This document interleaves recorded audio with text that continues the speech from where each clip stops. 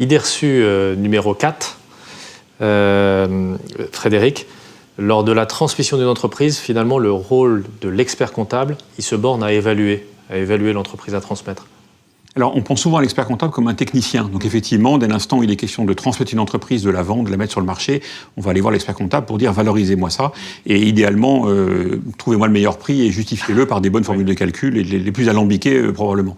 Mais bien au-delà de ça, l'expert comptable a une mission d'accompagnement. Et généralement, quand il intervient sur une transmission d'entreprise, il a accompagné son chef d'entreprise, il a accompagné son client depuis plusieurs années. On prend rarement un expert comptable juste pour valoriser une société et la vendre de manière immédiate.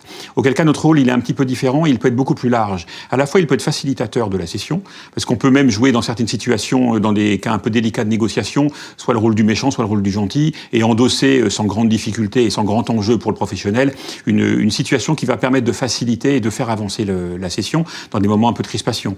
On va pouvoir jouer aussi le rôle de facilitateur de la mission en elle-même, avec tous les intervenants qui vont être le notaire, l'assureur, l'avocat, et bien évidemment l'expert comptable, et prendre peut-être dans certaines situations le lead sur l'ensemble de la mission. Et puis, on a tout cet accompagnement qui parfois déborde juste le cadre technique, qui va être l'accompagnement psychologique du dirigeant, peut-être même de son conjoint, peut-être de celui ou de ses enfants qui sont à l'intérieur de l'entreprise, qui vont soit rester, soit au contraire sortir si jamais il y a une vente. Donc, cette dimension se dote d'une dimension complémentaire qui est une dimension personnelle. Et donc, le technicien rejoint, dans certains cas, l'affectif, dans certains cas, le rôle de coach, sans galvauder particulièrement cette expression-là, mais rejoint un accompagnement qui vire assez vite sur le personnel, et ce qui d'ailleurs procure un intérêt particulier à ce type de mission-là pour un professionnel.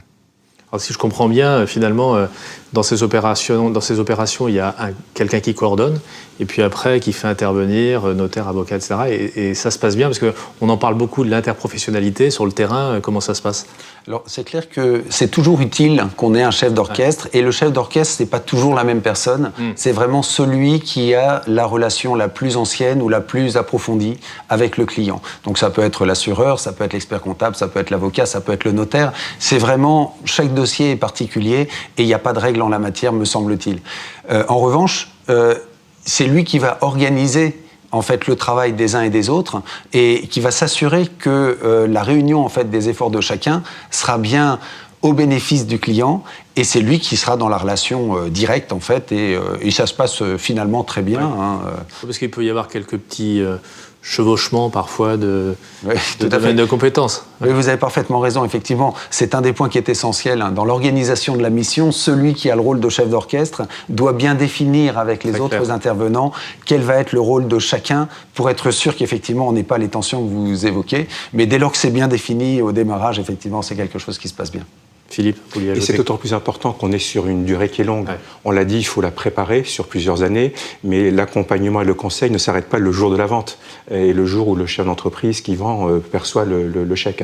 Les travaux continuent encore, et l'accompagnement continue une fois la session réalisée, parce qu'il y a d'autres questions qui sont liées, familiales, patrimoniales, qui se posent. Et donc ce travail de chef d'orchestre est très important sur une durée qui finalement est assez longue, au bénéfice d'un client commun. Frédéric. Ça nécessite aussi un peu de modestie de la part des professionnels que nous sommes, et dans certains cas même d'aller chercher conseil auprès d'un avocat, d'un assureur ou du notaire qui est en charge du dossier. Et on s'enrichit aussi mutuellement, donc il y a une vraie interprofessionnalité qui peut être jouée sur ce sujet-là, et toujours en mettant au centre notre client.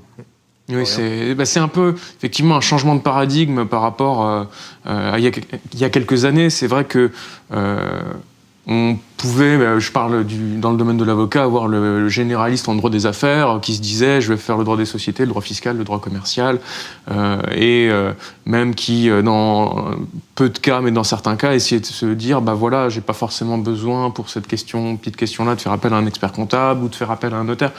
Le monde change, les métiers se spécialisent. Moi, je ne sais pas faire, par exemple, tous les métiers de l'avocat, bien au contraire. Alors, évidemment, chaque professionnel a son domaine de compétences et on s'enrichit, contrairement à ce qu'un certain nombre de personnes pensent, dans nos domaines, on s'enrichit à travailler en interprofessionnalité. C'est ça l'avenir. Hein, et ça veut dire aussi que le chef d'entreprise doit faire attention à aller chercher entre guillemets, des conseils qui soient avocats, notaires, experts comptables, qui sont spécialisés quand même, qui connaissent très bien la transmission d'entreprise. C'est quand même un domaine particulier.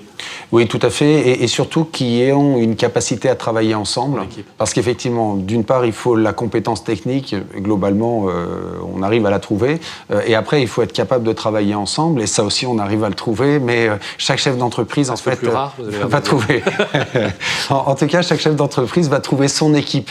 C'est-à-dire qu'il y a des gens avec lesquels ça passera bien, le courant passera bien, il aura le sentiment d'être compris, et ça, c'est essentiel. Et pour les professionnels, il est essentiel aussi qu'on se connaisse, et en tout cas, et qu'on respecte les zones de compétences de chacun. Et je crois que ça se passe très très bien, effectivement, dès lors qu'on a cette conscience qu'on n'est pas omniscient et que forcément on a des zones dans lesquelles on est complètement incompétent. Et cette confiance mutuelle est partagée, du coup. Voilà. Ouais.